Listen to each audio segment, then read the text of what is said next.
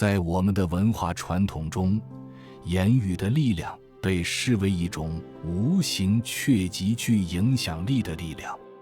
无论是《论语》中孔子提到的君子慎言，还是佛教中对口业的强调，言语都是一种可以造福或招祸的工具。古人云：病从口入，祸从口出。这句话不仅道出身体与外界的互动，也提醒我们，言语能够引发命运的转折。如果我们的影片带给您心灵的平静，请记得订阅并打开小铃铛，这样您就不会错过任何更新。感谢您的支持，让我们一起在这忙碌的世界中找到内心的力量。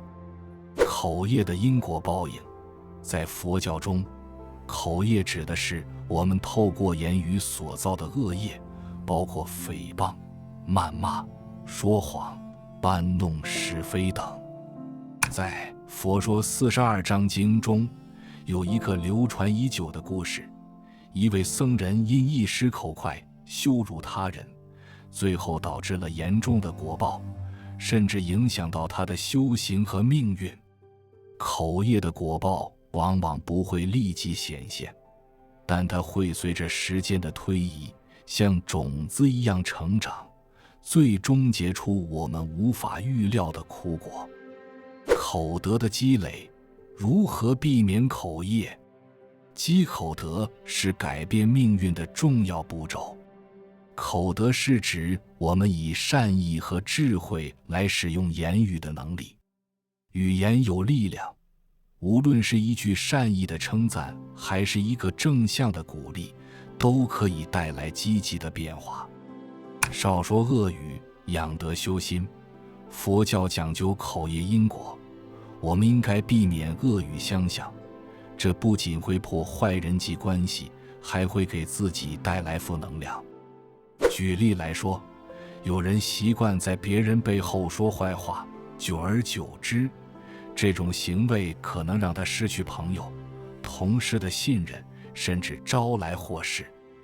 多说善言，聚福报。一位古代宰相曾说过：良言一句三冬暖，恶语伤人六月寒。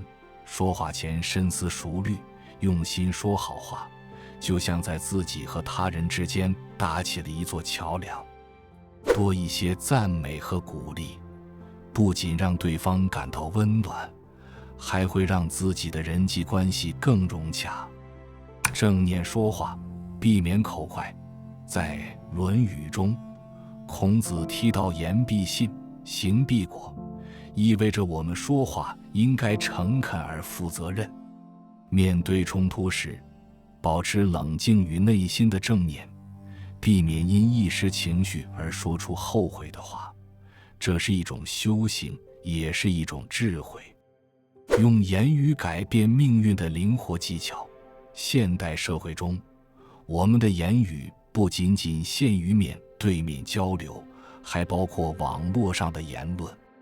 保持善念，修口德，不仅适用于现实生活，也同样适用于虚拟世界。在社交媒体上，我们的每一句话，每一个评论，无形中也会产生因果效应。因此，无论是在现实还是网络空间，保持谨慎言语都是积德的重要一环。另外，通过言语，我们还可以改变他人的情绪和状态，进而改变自己的命运。例如，在职场中，积极而善意的沟通可以促进团队合作，提升个人形象；而在家庭中，耐心与包容的言语则可以增进亲密关系，带来和谐的家庭氛围。口业的因果，无论是在古代典故还是现代生活中，都是一条不变的法则。我们可能无法掌控所有的外在环境，但却能通过控制自己的言语来改变内在的心灵和外在的命运。从今天开始，让我们学会慎言，积累口德，用善言善语点亮我们和他人的人生旅程。欢迎来到我们的频道，这里是您心灵的避风港。我们致力于分享正念休息、自律训练与心灵成长的内容，帮助您在喧嚣的现实世界中找到内心的平静与力量。无论您是想提升自我，还是寻求更深的灵性生活，我们的影片将陪伴您走向更平衡、更充实的生活旅程。订阅我们，一起开启心灵修炼之路。